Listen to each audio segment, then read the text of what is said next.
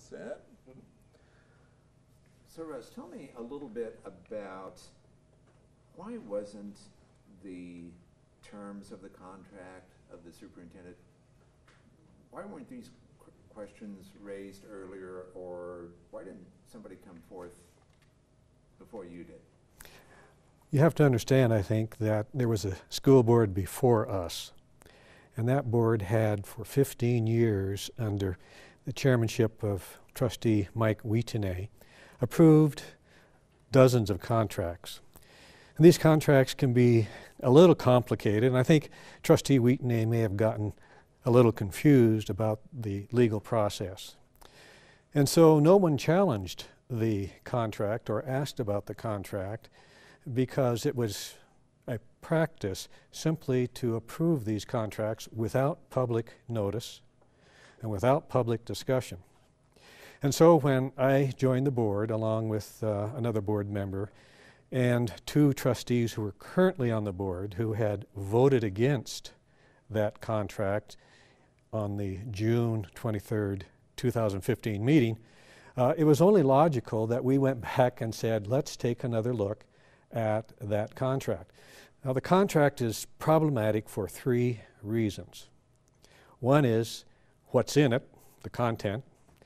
A second is the precedents it sets. And a third is the manner in which it was approved and the form that it was approved on. So let's talk a little bit about what's in it, the content. The contract has a base pay of roughly $144,000. But what was not disclosed to the public until we asked for it was a page 2 of the contract. And on page 2 of the contract, there are some really lucrative golden handshake provisions that would be really, really good if you were a big corporation, but not so good for an underfunded school district that is going to the public on November 3rd asking for more money. And some of those provisions are troubling to me as a trustee. One of them is that the superintendent does not have to pay any retirement. All of the retirement cost is covered by the district. A second provision is a bonus, a 20% of the base bonus. So 20% of $145,000 was going to be given whenever the superintendent decided to leave the district, retire from the district. So you can imagine that if the superintendent decided to retire immediately, let's say upon appointment to the state board, she would walk away from the district with 20% of her contract. That's about $30,000. So we were troubled about what's in the contract. Secondly, the precedence. It set a precedence for not only this superintendent and for next year should she stay, but for future superintendents. So it was creating a foundation that as a trustee I just couldn't accept. And then finally the third part is how it was approved in the form. And so this previous board under then Chairman Mike Wheatonay approved the contract without any public disclosure. Did not put the notice on an agenda that the contract was going to be discussed. Did not provide a copy of the contract for public examination.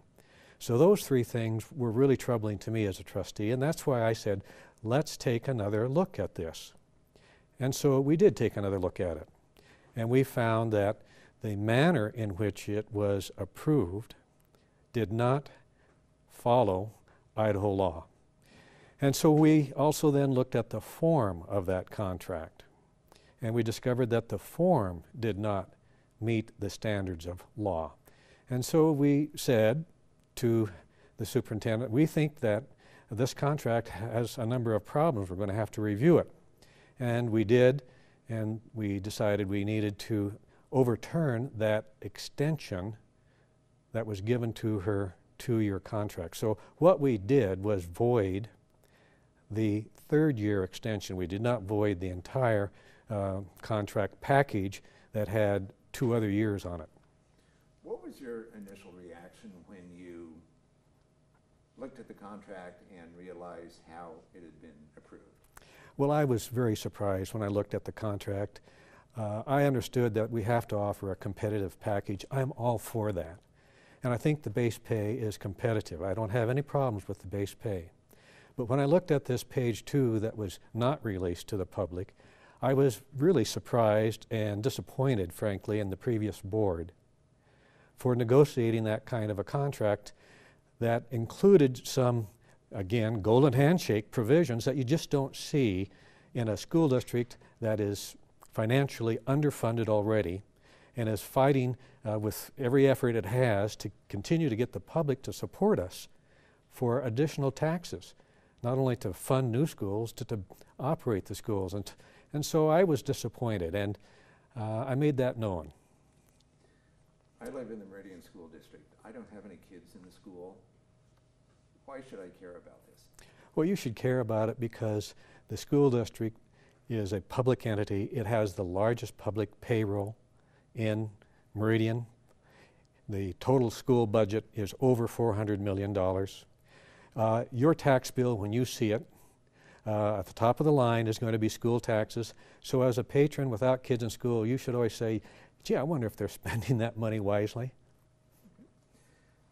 The Idaho Statesman in their editorial called the move personal and punitive. What's your reaction to that? Well, you know, I don't know how it can be personal and punitive when, as a trustee, you take an oath of office to uphold the law and to uphold the Idaho Constitution, and you simply ask questions about, is this contract legal? I don't understand how the statesman arrived at that position, that it was somehow personal or punitive. It was good public policy review. There are those who feel that calling attention to the contract and how it was approved, that basically it creates an alienization, if that's the right word, on the board. That instead of the board coming together, what you're doing is like driving a wedge and, as I said, alienating people. Well, you know, the board voted 4-1, and the only trustee that voted against this contract was Trustee Mike Wheatonay, who was the chair who signed the contract. And so I'd have to ask myself, Mike, why are you voting against this? We've now shown you that it has some problems. Maybe you're voting against it because your name is also on it. But, you know, we've been in office now for almost 4 months, and we knew about this when I took the oath of office in July. So it wasn't anything sudden. We have been asking these questions for over months now, trying to sort this out without it becoming this issue. And it became necessary for it to become a public decision because that's the only way the school board could correct a violation of the law. It was in a public session.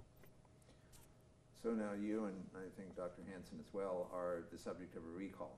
What does that tell you?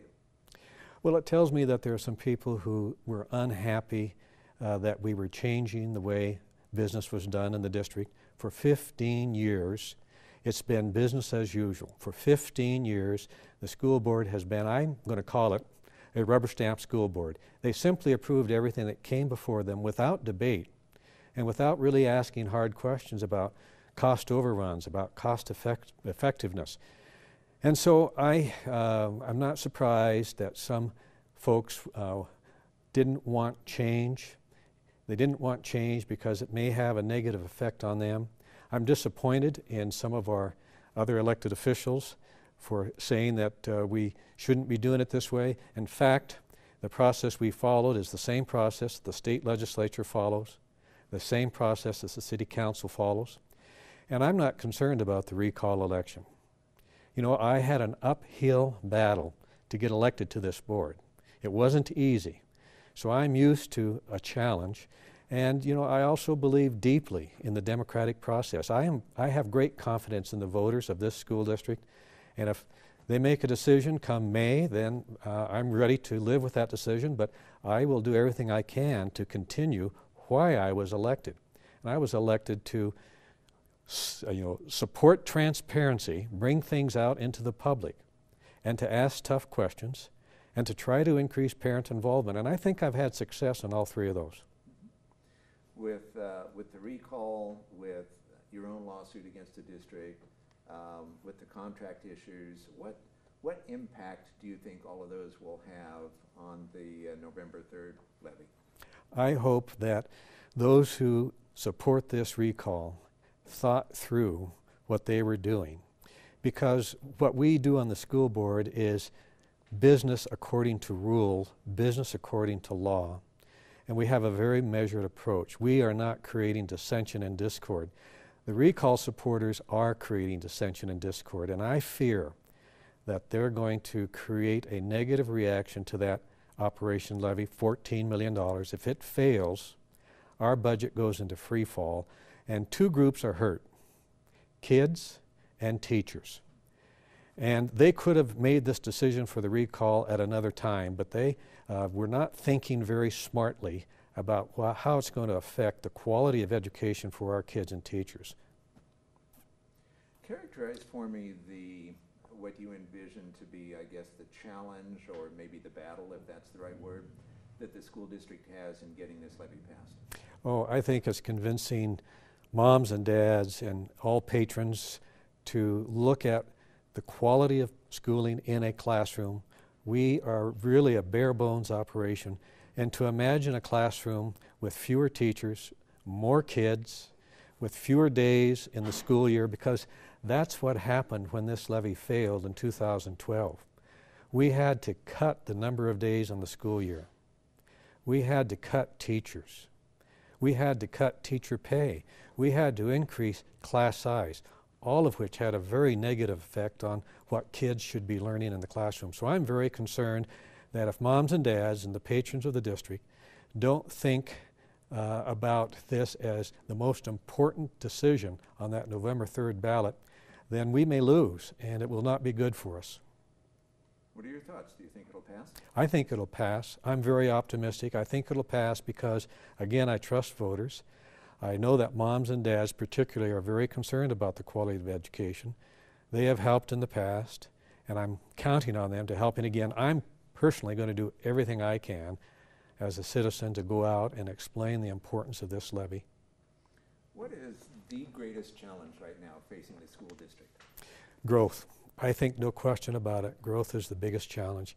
And the reason for that is every year, as you know, we are building a new school, or we're asking the voters to pay for another school.